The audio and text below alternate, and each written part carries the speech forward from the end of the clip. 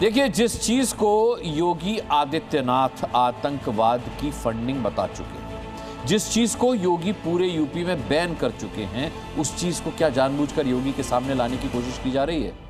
हलाल। हलाल इस शब्द से योगी आदित्यनाथ को चिढ़ है और उन्होंने हलाल सर्टिफिकेशन यूपी में पूरी तरह से बैन कर रखा है। फिर भी मियां भाई हैं कि मानते नहीं।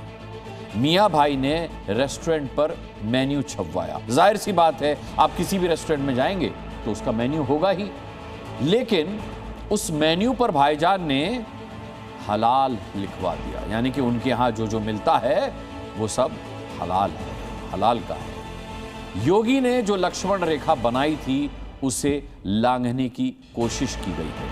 आप कह सकते हैं कि योगी को चैलेंज देने की कोशिश की गई है, योगी आदित्यनाथ को चुनौती देने की कोशिश की गई है। लखनऊ से 250 किलोमीटर दूर योगी का पीला पंजा हलाल का इस्तेमाल करने वाले भाईजान के इस रेस्टोरेंट पर कभी भी अब गरज सकता है। ये आप उस रेस्टोरेंट की तस्वीरें देख रहे हैं, बॉम्बे चाइनीज फैमिली रेस्टोरेंट। ये मियां भाई का रेस्टोरेंट है और भाईजान ने जो मेन्यू कार्ड रखा है अपने यहां, उस पर ऊपर हलाल लिखवा रखा है।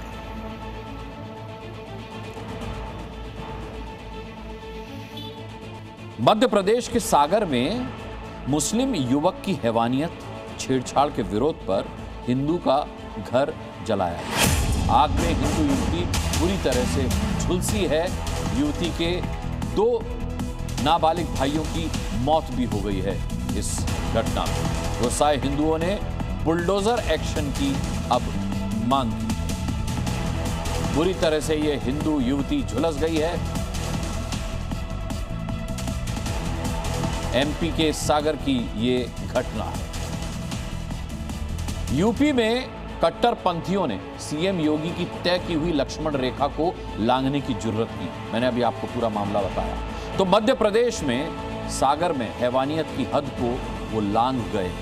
छेड़खानी का विरोध करने पर एक मुस्लिम युवक ने हिंदू बेटी के घर में आग लगाकर उसे जिंदा जलाने की कोशिश की है। इस घटना से हिंदू समाज भड़का हुआ है और आरोपी के घर पर अब बुलडोजर एक्शन की मांग की जा रही है।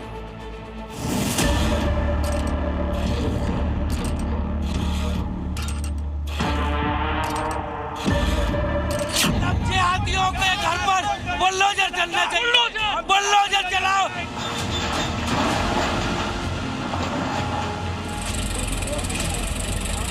प्रशासन ने बुलडोजर नहीं चलाई, 2 दिन के अंदर हम सभी लोग स्वयं बुलडोजर चलाएंगे।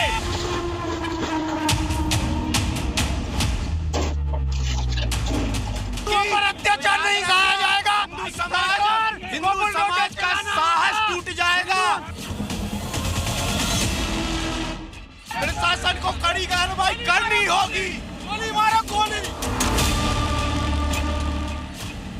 सागर का हिंदू गुस्से से उबल रहा है, उसका खून खौल रहा है।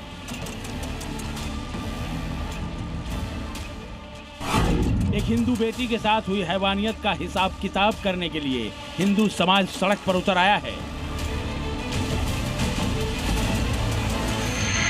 मार्च निकाला जा रहा है, बुलडोजर एक्शन की मांग हो रही है।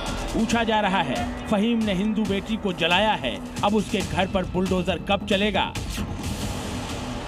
कट्टरपंथी फहीम की सनक ने एक हिंदू परिवार का सिर्फ घर ही नहीं राख किया, बल्कि उनके सपनों को भी खाक कर दिया। फहीम की लगाई आग में जहां 2 मासूम जलकर कोयला हो गए, वहीं एक हिंदू बेटी मौत से जंग लड़ रही है। 1 हफ्ता बीत चुका है, लेकिन कोई सख्त एक्शन न होने से अब हिंदुओं का गुस्सा फूटने लगा है। ऐलान हो गया है कि एक हिंदू बेटी का घर जला है, अब कट्टरपंथ की लंका जलेगी।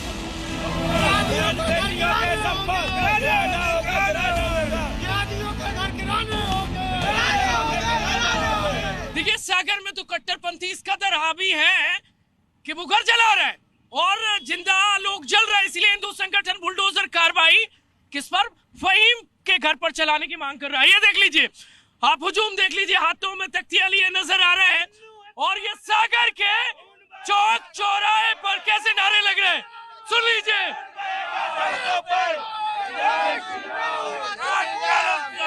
खून बहेगा सड़कों पर। ये नारेबाजी देख लीजिए, ये कह रहे हैं कि बुलडोजर चलाएंगे। बुलडोजर चलाएंगे। सागर में जो कुछ हुआ है वो दिल को दहला देने वाला है। कट्टरपंथी इस कदर बेखौफ हो चुके हैं कि हिंदू बेटियों से छेड़छाड़ कर रहे हैं। विरोध हो रहा है तो उन्हें धमकी दे रहे हैं, यहाँ तक कि घर फूंक दे रहे हैं। जिस घर में फहीम ने आग लगाई है उस घर की बेटी के वो पीछे पड़ा हुआ था। चंद रोज पहले जब वो अपनी मां के साथ एक शादी समारोह में गई थी तो फहीम ने फोन कर उसे जल्दी घर लौटने को कहा, जिस पर युवती की मां ने फहीम को अपनी बेटी से दूर रहने की चेतावनी दी। फहीम इसी से भड़का हुआ था। जब युवती घर लौटी तो उसने उसके घर में आग लगा दी।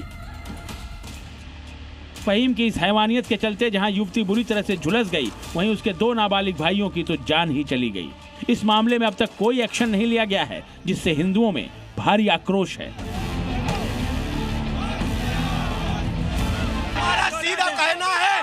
हमारा सीधा कहना है आवेदन निवेदन, और उसके बाद अगर प्रशासन नहीं जागा, सनातन की बात मत करना, सनातन की बात। आवेदन हो गया, निवेदन हो गया, अब धनादन होगा। न्याय नहीं मिला, पूरे मध्य प्रदेश में आंदोलन होगा। अभी चंद रोज पहले मंदसौर में एक नाबालिग युवती का अश्लील वीडियो वायरल करने और उसे ब्लैकमेल करने के आरोपी के घर पर मोहन फोर्स ने बुलडोजर एक्शन को अंजाम दिया था।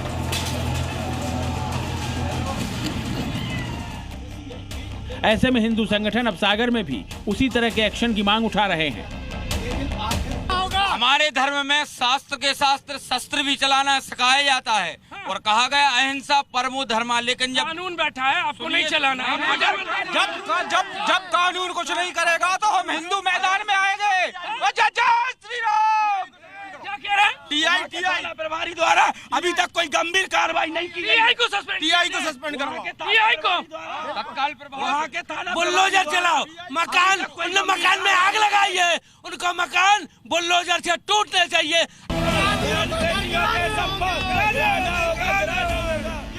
हिंदू संगठन मार्च निकालते हुए एसपी ऑफिस पहुंचे और ज्ञापन सौंपा। आरोपी की जल्द गिरफ्तारी और बुलडोजर एक्शन की मांग उठाई। ऐसा न होने पर उग्र आंदोलन की चेतावनी दी गई है। फिलहाल सागर में हालात तनावपूर्ण बने हुए हैं। प्रमोद शर्मा के साथ ब्यूरो रिपोर्ट, जी मीडिया। ये रिपोर्ट तो आपने देख ली। अब जिस चीज की बात इस रिपोर्ट से पहले मैं कर रहा था, अब वो रिपोर्ट दिखाने का वक्त आपको आ गया। लखनऊ से 250 किलोमीटर दूर एक भाईजान ने योगी की हलाल रेखा लांघी है और अब वो गलती भाईजान को बहुत महंगी पड़ने वाली है। देखिए रिपोर्ट।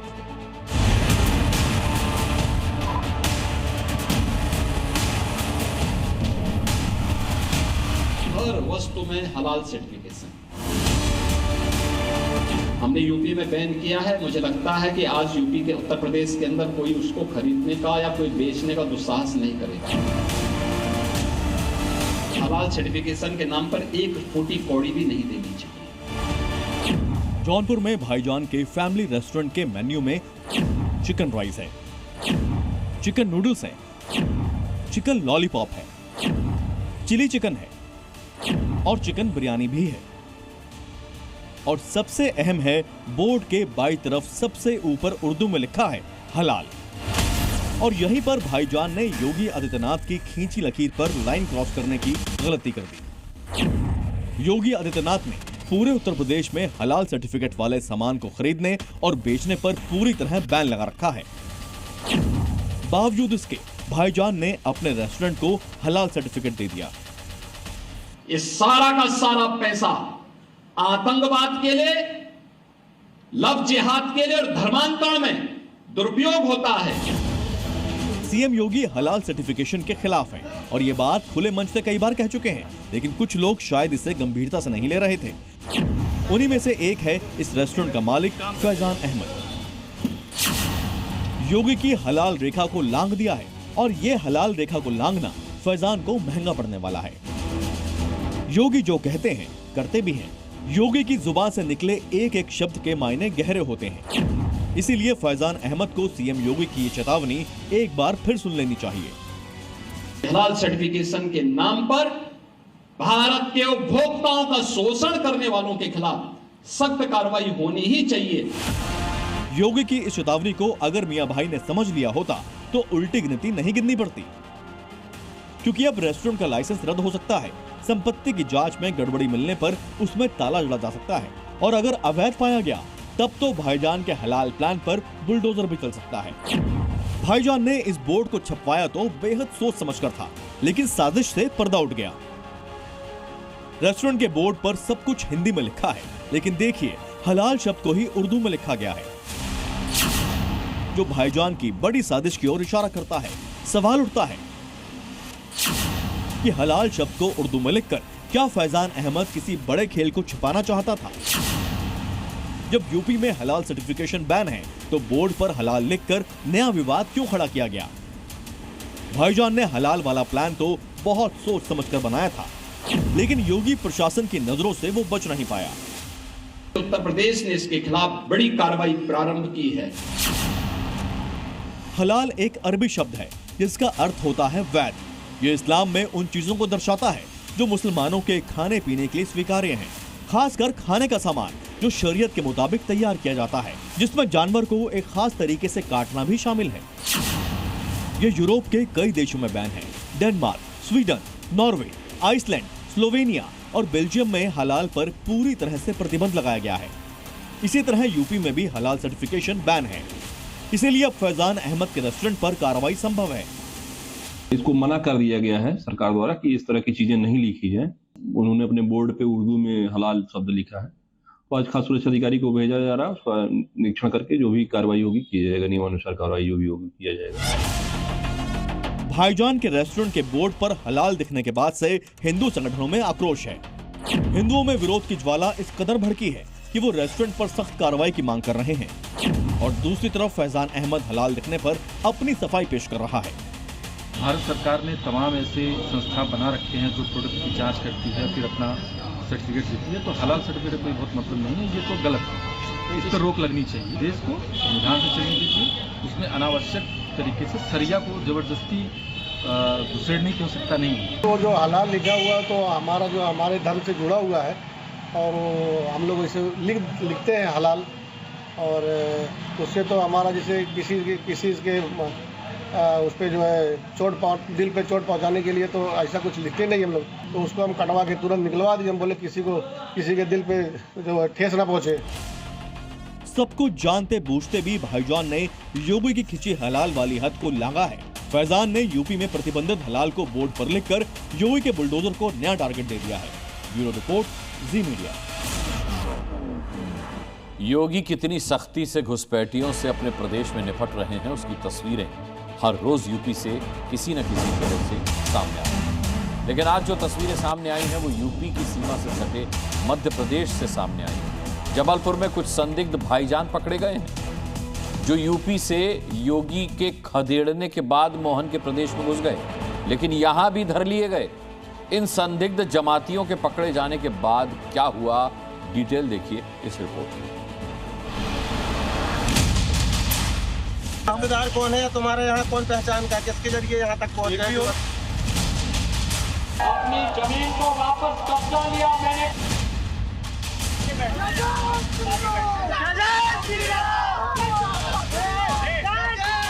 आधार बनाने की मशीन के माध्यम से आधार बांटे जाते हैं इन बांग्लादेशी घुसपैठियों को।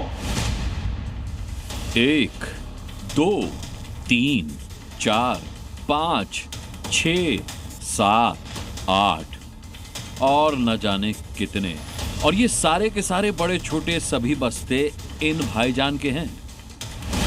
ये भाईजान कौन हैं? इन बैग्स में क्या भरा है? इन्हें थाने ले जाने की बात क्यों हो रही है?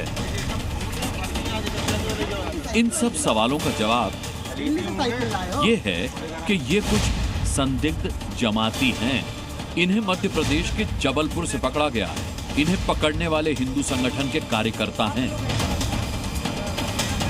संदिग्ध जमातियों को जब पकड़ा गया तब हिंदू संगठन के कार्यकर्ता इनके हुलिये, इनके सामान और इनकी लड़खड़ाती जुबान को देखकर सख्ते में आ गए, क्योंकि इनसे जब पहचान से जुड़े दस्तावेज मांगे गए तो ये फेल हो गए। इनका पता पूछा गया तो ये बता ही नहीं पाए। दावेदार कौन है, तुम्हारे यहाँ कौन पहचान का, किसके जरिए यहाँ तक पहुँच गए हो? संदिग्ध जमातियों की जब पड़ताल की गई तब इतना पता चला कि ये लोग यूपी से मध्य प्रदेश पहुंचे हैं। खुलासा हुआ कि ये संदिग्ध दिल्ली से यूपी के झांसी पहुंचे, फिर वहां से सागर होते हुए जबलपुर आए। यहाँ ये 2 दिन से रुके हुए थे। जबलपुर से इन्हें पन्ना जाना था, लेकिन उससे पहले ही ये सलाखों के पीछे पहुंच गए। सुबह सूचना प्राप्त हुई हमारे कार्यकर्ता को, गौशाला में काम कर रहे थे, वहाँ से कुछ संदिग्ध लोग निकले, 7-8 लोग। उनके पास तरह तरह के बैग थे और छुपे हुए रास्ते से पनागर में प्रवेश कर रहे थे। पूछने पर कोई उचित जवाब, संतोषप्रद जवाब नहीं दे पा रहे थे। सीएम योगी के निर्देश के बाद से यूपी में घुसपैठियों के खिलाफ शहर शहर जबरदस्त ऑपरेशन चल रहे हैं। हो सकता है कि ये संदिग्ध जमाती भी योगी फोर्स के डर से यूपी छोड़कर भागे हों और बचने के लिए मध्य प्रदेश में दाखिल हो गए हों। बांग्लादेशी घुसपैठियों के लिए और वक्फ माफिया के नाम पर कब्जा करने के लिए 1 इंच जमीन नहीं देने वाले हैं। योगी फोर्स से बचकर एमपी आए, लेकिन मोहन फोर्स ने भी इनका योगी वाला ही ट्रीटमेंट किया। इन्हें पुलिस के हवाले करने से पहले हिंदू संगठनों के कार्यकर्ताओं ने इन्हें काफी देर खंगाला। आप लोग कितने हो? आप लोग कितने हो? यहाँ खड़े भाई। कितने लोग हैं? 7 लोग हैं। 7 लोग। 2 लोग और गए हैं। छानबीन शुरू की तो संदिग्धों के पास से उर्दू में लिखी गई किताबें मिली। कई दिनों तक खाने पीने का सामान भी बरामद हुआ है। पहचान पत्र देखे गए तो उसमें दिल्ली के आधार कार्ड मिले।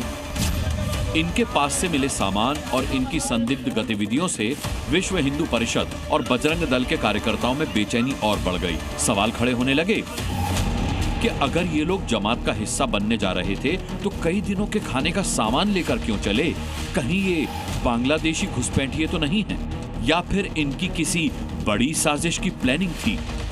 इसकी भी तस्दीक की जा रही है कि ये लोग कहां से आए और कहां जाना इनको उद्देश्य है। इनकी आइडेंटिटी, रियल आइडेंटिटी क्या है, इसकी तस्दीक की जा रही है। एक तरफ यूपी एमपी में एसआईआर की प्रक्रिया चल रही है तो दूसरी तरफ योगी आदित्यनाथ घुसपैठियों के खिलाफ डिटेंशन सेंटर भी बनवा रहे हैं। हो सकता है कि डिटेंशन सेंटर का खौफ इन्हें एमपी ले आया हो। अब इनकी सख्त जांच के बाद ही ये साफ हो पाएगा कि ये एक राज्य से दूसरे राज्य में ऐसे क्यों भटक रहे हैं। ब्यूरो रिपोर्ट, जी मीडिया। देखिए, देश हित में हम पिछले कई दिनों से आपको दिखा रहे हैं कि सीएम योगी ने अवैध बांग्लादेशी और रोहिंग्याओं के खिलाफ मुहिम छेड़ रखी है। उन्हें खदेड़ने का मिशन चल रहा है, लेकिन उन घुसपैठियों ने अब मस्जिदों और दरगाहों को अपना अड्डा बनाना शुरू कर दिया है। ये खुलासा यूपी के बदायूं जिले में हुआ है। सवाल ये खड़ा हो रहा है कि कहीं किसी साजिश के तहत इन घुसपैठियों को मस्जिदों और दरगाहों में शरण तो नहीं दी जा रही?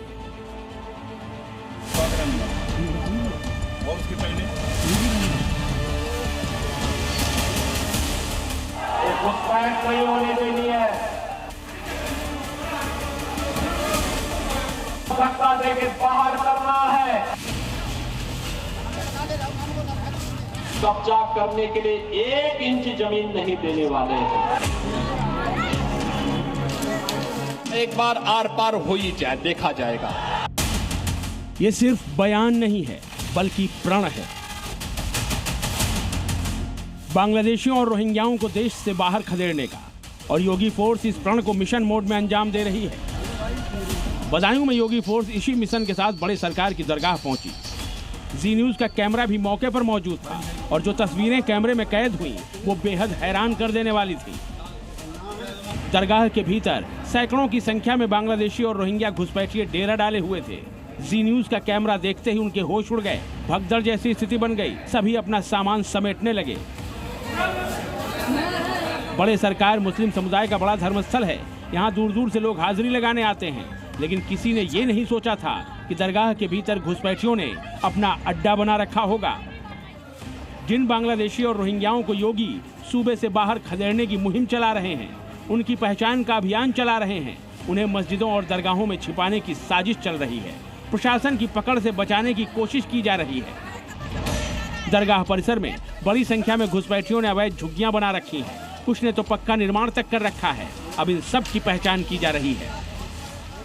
अवैध रूप से यहाँ रह रहे हजारों लोग, जिनके बारे में ये जानकारी नहीं है कि आखिरकार ये लोग हैं कौन और कहाँ के रहने वाले हैं, उनको यहाँ से लगातार फोर्स द्वारा खदेड़ा जा रहा है। इतने बड़े संख्या में ये लोग एक लंबे समय से किस तरीके से रहते चले आ रहे थे, ये एक बड़ा सवालिया निशान है। अभियान के दौरान पुलिस को लगातार संदिग्ध लोग मिल रहे हैं, जिनके दस्तावेजों की जांच की जा रही है। ये कार्रवाई अब तब तक चलेगी जब तक कि ये पूरा इलाका घुसपैठियों से खाली ना हो जाए। भी विदेशी नागरिक या रोहिंग्या या बांग्लादेशी की मतलब उसकी सर्च अभियान शुरू किया गया है। ये लगातार चलेगा और जब तक मतलब कि पूरा ये खाली नहीं हो जाएगा तब तक इसको चलाया जाएगा। बड़े सरकार की दरगाह में आने जाने का कोई एक रास्ता नहीं है। यहाँ किधर से भी लोग आ जा सकते हैं। घुसपैठिए इसी बात का फायदा उठाते हैं, पहले झुग्गियाँ बनाते हैं और फिर धीरे धीरे पक्का निर्माण कर लेते हैं। दरगाह कमेटी का दावा है कि उनकी तरफ से ऐसा करने की कोई इजाजत नहीं दी गई है। आईडी हो या ना हो, ना को हमने कोई परमिशन दी है इनको कमेटी की तरफ से, ना कोई अलॉटमेंट हुआ है। ये जबरदस्ती के कब्जे करे हुए हैं सब। तो क्या ऐसी भी आशंका जाहिर की है ये बड़े आपराधिक घटनाओं में लिप्त हो सकते हैं? जी जी जी बिल्कुल हो सकते नहीं है, 101% हो सकते हैं ये। दरगाह कमेटी भले ही ये दावा करे कि उसने किसी को भी यहाँ बसने की इजाजत नहीं दी, लेकिन बड़ा सवाल है कि क्या झुग्गी या पक्का निर्माण होते हुए दरगाह कमेटी ने नहीं देखा? इजाजत नहीं दी गई थी तो दरगाह परिसर में निर्माण क्यों नहीं रोका गया? दरगाह परिसर में बसने वालों का वेरिफिकेशन क्यों नहीं किया गया? ऐसे में आशंका है कि दरगाह कमेटी ने जानबूझकर इन घुसपैठियों को यहाँ बसने दिया होगा। लेकिन सीएम योगी ने कह दिया है कि ऐसी कोई भी मंशा पूरी नहीं होने दी जाएगी। ये तालिबानी व्यवस्था और यहाँ दारुल इस्लाम की उनकी मंशा उनको जन्नत में भी पूरी नहीं होने वाली है, जहन्नुम में उससे पहले उनको जाना पड़ेगा। सीएम योगी इसी मिशन में जुटे हैं। बांग्लादेशी और रोहिंग्याओं की पहचान हो रही है, सत्यापन किया जा रहा है। इसके बाद इन्हें डिटेंशन सेंटर भेजकर इनका परमानेंट टिकट काटने की तैयारी है ताकि उत्तर प्रदेश को घुसपैठिया मुक्त किया जा सके। अमित अग्रवाल के साथ ब्यूरो रिपोर्ट, जी मीडिया। एक तरफ बदायूं में मस्जिद घुसपैठियों का अड्डा बन गई है तो वहीं शिमला में अवैध मस्जिद हिंदुओं का सिरदर्द बन गई है। संजौली की मस्जिद के अवैध हिस्सों को गिराने के लिए हाईकोर्ट से आदेश आ चुका है, लेकिन अभी तक उस पर मस्जिद का प्रशासन का हथौड़ा नहीं चला है। हिमाचल प्रदेश में जब हिंदू अवैध मस्जिद के खिलाफ आंदोलन करते हैं तो उन पर फौरन कार्रवाई हो जाती है। ऐसे में सवाल यह है कि अवैध मस्जिद पर एक्शन में देरी आखिर क्यों हो रही है?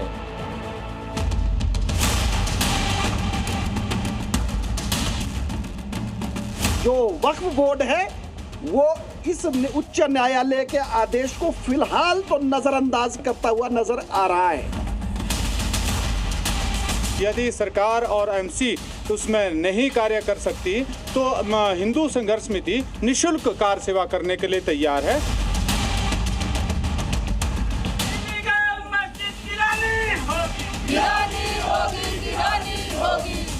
शिमला की बर्फीली हवाओं में विरोध की ज्वाला भड़क रही है। संजौली की धरती से इस अवैध मस्जिद को हटाने के लिए कार सेवा की चेतावनी आ गई। वक्फ बोर्ड की मनमानी और प्रशासन की उदासीनता के चलते हिंदुओं का सब्र जवाब दे रहा है। मस्जिद के अवैध हिस्से को हटाने के लिए हाई कोर्ट से आदेश आ चुका है। अवैध हिस्सा गिराने के लिए हिंदू आंदोलन कर चुके हैं, लेकिन मस्जिद कमेटी और वक्फ बोर्ड की मनमानी खत्म होने का नाम नहीं ले रही। हिंदू संघर्ष समिति बार बार स्थानीय प्रशासन और प्रदेश सरकार से एक ही सवाल पूछ रही है कि अवैध मस्जिद की खिलाफत करने वाले हिंदुओं पर एक्शन हो सकता है तो कोर्ट के आदेश पर एक्शन क्यों नहीं लिया जा रहा? पूरे प्रदेश, पूरा देश देख रहा है कि यदि आप सनातनियों के ऊपर लाठीचार्ज कर सकते हो, बार बार केस लगा सकते हो, परंतु एक अवैध लोगों के लिए अवैध जगह जो आपने बनाई है उसको आप तोड़ने के लिए बार बार अगर आप कोताही बरत रहे हैं, ये हिमाचल प्रदेश नहीं पूरे सिस्टम के लिए शर्म की बात है। हाई कोर्ट ने जो आदेश दिया उसे अमली जामा पहनाने की जिम्मेदारी नगर निगम की थी, लेकिन अब तक अवैध हिस्सा हटाना तो दूर, इस अवैध मस्जिद पर एक हथौड़ा तक नहीं चला।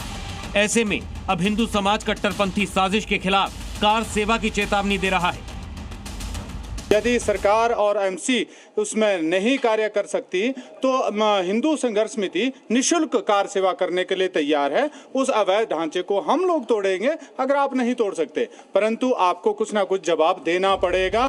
हाई कोर्ट के आदेश के मुताबिक मस्जिद के अवैध हिस्से को वक्फ बोर्ड की निगरानी में तोड़ना है। ध्वस्तीकरण को पूरा करने के लिए 29 दिसंबर तक की मोहलत भी दी गई है, लेकिन अब तक वक्फ बोर्ड हरकत में नहीं आया है।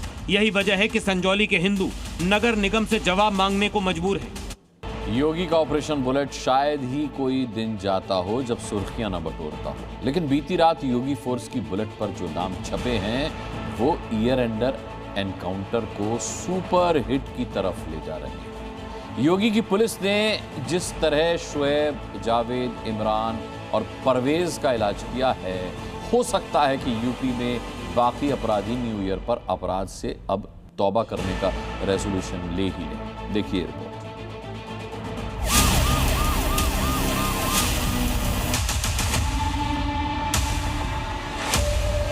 अब अगर अपराध किया है तो उसको अगले 24 से 48 घंटे के अंदर पुलिस के हाथ में उसको लगना ही लगना है, वो कहीं जा नहीं सकता है।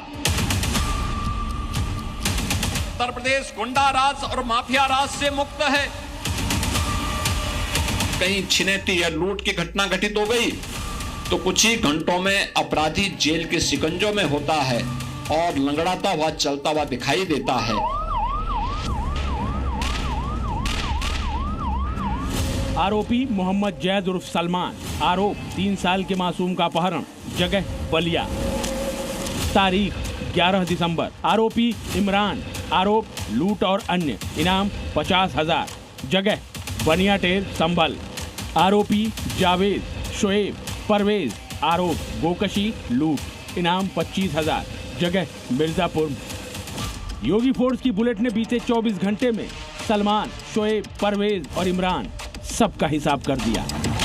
बीती रात योगी के पीतल ने इन चारों को ऐसा ठोका कि ये चारों अब अपने पैरों पर चलने लायक नहीं बचे हैं। योगी फोर्स ने इनका ईयर एंडर एनकाउंटर कर दिया। ये योगी के खाकी वर्दी वालों को देख डर तो गए, लेकिन पीतल घुसने से भाग नहीं पाए। इन्होंने सीएम योगी की वार्निंग को हल्के में लिया था, लेकिन नतीजा क्या हुआ ये आज लंगड़ा कर चल रहे हैं। अब उत्तर प्रदेश पुलिस का नाम सुन करके अपराधी नाम सुन करके भागता है। बलिया में 3 साल के मासूम बच्चे का अपहरण करने वाले मोहम्मद जैद उर्फ सलमान को पुलिस ने मुठभेड़ के बाद गिरफ्तार कर लिया। पुलिस ने चेकिंग के दौरान इन्हें रुकने का इशारा किया था, लेकिन बदमाशों ने खुद को घिरता देख पुलिस पर फायर कर दिया, जिसके बाद क्या हुआ उसे बयान करने के लिए ये तस्वीरें काफी हैं। जो प्रारंभिक पूछताछ में प्रकाश में आया कि 11 दिसंबर 2025 को फुजैल, जिसकी उम्र करीब 3 वर्ष थी, इस बच्चे का अपहरण कर इटियोस गाड़ी में लेके चला गया था। इसी तरह देखिए, संभल में लूट की घटनाओं में वांछित चल रहे इमरान ने योगी की पुलिस को चुनौती दी तो उसका हश्र क्या कर दिया गया। योगी की पुलिस क्रिमिनल्स का हिसाब करना अच्छे से जानती है। गोकशी करने वालों को तो योगी के खाकी वर्दी वाले ऐसा धो रहे हैं कि वो कभी आगे गो तस्करी के बारे में सोचेंगे तक नहीं। गोकशी और हत्या के मामलों में वांछित चल रहे हिस्ट्री शीटर शोएब और परवेज का भी बीती रात के बाद से कुछ ऐसा ही हाल है। पुलिस ने मुठभेड़ के बाद दोनों को गिरफ्तार कर लिया है। मिर्जापुर पुलिस ने भी 25,000 रुपए के घोषित इनामी जावेद को सलाखों के पीछे डाल दिया है। इनकी लंगड़ी चाल, लटके चेहरों को देखकर तरस खाने की जरूरत बिल्कुल भी नहीं है, क्योंकि ये क्रिमिनल हैं, इसीलिए घायल हैं। और इन्हें अब ये पता चल गया है कि ये योगी का उत्तर प्रदेश है, जहां अपराधियों का हिसाब ऑन द स्पॉट होता है। यही बीती रात यूपी के दूसरे जिलों में भी दिखा। गाजीपुर में एक अंतर जनपदीय गो तस्कर योगी फोर्स की गोली से लंगड़ा हो गया। शामली में 25,000 रुपए का चोरी और लूट का आरोपी जख्मी हो गया। इसी तरह बरेली में भी 2 शातिर लुटेरों का योगी की पुलिस ने इलाज कर दिया। यानी अपराधी बड़ा हो या फिर छोटा, अपराध कैसा भी हो, योगी राज में अगले चौराहे पर क्रिमिनल का हिसाब हो ही जाता है। साफ है, बदमाशों पर योगी के धुरंधर कहर बनकर टूट रहे हैं। ब्यूरो रिपोर्ट, जी मीडिया। जम्मू कश्मीर में आतंकवाद को खत्म करने के लिए 3 धुरंधर लगे हुए हैं। इन धुरंधरों के निशाने पर आतंकवादी और उनके हमदर्द दोनों हैं। जम्मू कश्मीर में काउंटर इंटेलिजेंस टीम ने टेरर नेटवर्क के खिलाफ बड़ी कार्रवाई की। इसी तरह धुरंधरों की एक टीम ने जैश के 3 आतंकियों को घेर रखा है। पहले 2 धुरंधर तो जम्मू कश्मीर में फुल एक्शन मोड में है, तो तीसरा धुरंधर न्यूयॉर्क से पाकिस्तान के खिलाफ एक्शन में है। जी हां, कैसे देश के 3 धुरंधरों से पूरे आतंकिस्तान में भगदड़ मची हुई है, देखिए।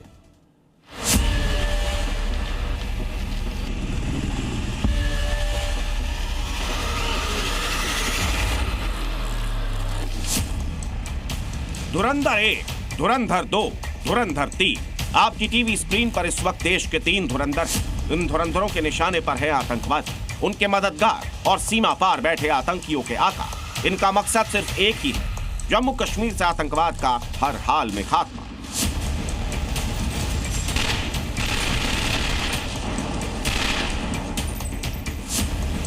पहाड़ पर जंगलों के बीच सुरक्षा बल के जवान मुस्तैद हैं। पेड़ की आड़ ले रखी है, लेकिन निशाना दुश्मन पर।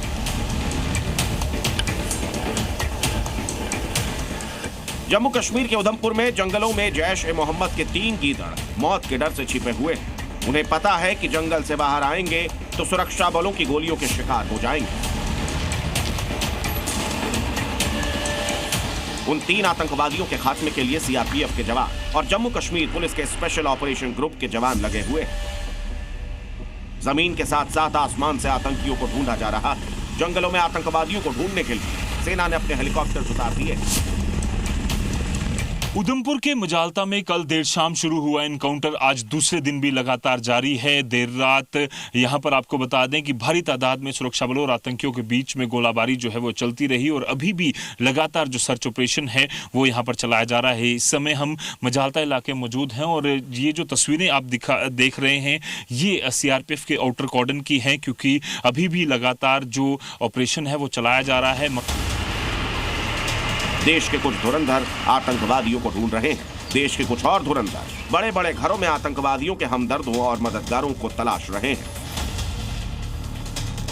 तस्वीरें श्रीनगर की हैं। आतंकियों के नेटवर्क को तोड़ने के लिए बड़ा ऑपरेशन चल रहा है। आतंकियों के हमदर्द सोशल मीडिया पर आतंकी विचारधारा फैलाते हैं, सांप्रदायिक नफरत भड़काने की कोशिश करते हैं, आतंकी संगठन में नए लोगों की भर्ती करवाते हैं। इसीलिए जम्मू कश्मीर में सर्दियों के बीच सुरक्षा बलों के जवान आतंक की कमर तोड़ने के लिए गली मोहल्लों में घूम रहे हैं।